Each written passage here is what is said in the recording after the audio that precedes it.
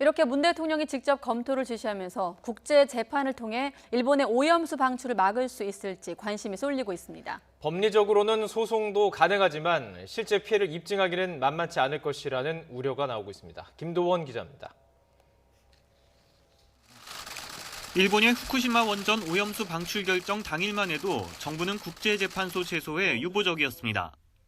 제소를 하려고 그러면 뭔가 이렇게 저희들이 나중에 모니터링을 통해서 또는 국제사회가 검증을 통해 가지고 이게 해양 방출했을 때 굉장히 문제가 있다. 이게 이제 입증이 돼야 되니까 하지만 문재인 대통령이 직접 제소 검토를 지시하면서 하루 만에 국제재판 방안이 급부상하게 됐습니다.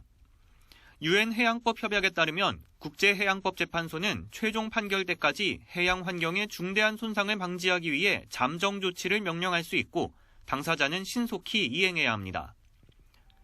문제는 중대한 손상이 우려된다는 점을 우리가 입증해야 한다는 점입니다.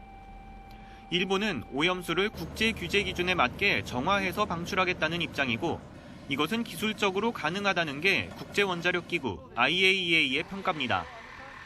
IAEA의 평가를 뒤집거나 적어도 의문을 제기할 수 있을 정도의 근거를 제시해야 하는 부담이 있습니다. 정부가 일본에 오염수 방출 관련 투명한 정보 공개를 요구하는 이유도 이 때문입니다. 환경오염 행위의 피해는 구체적으로 입증하기 쉽지 않아 이와 관련한 국제소송 사례는 극히 드문 것으로 알려졌습니다. 만에 하나 국제재판을 시도했다 패소할 경우 면죄부만 주는 결과가 될 수도 있습니다.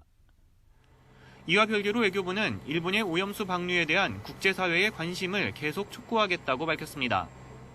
미국에는 양측 대사관을 통해 중국과는 한중 해양사무대화를 통해 우려를 전달했습니다.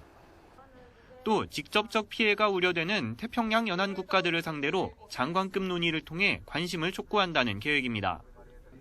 YTN 김도원입니다.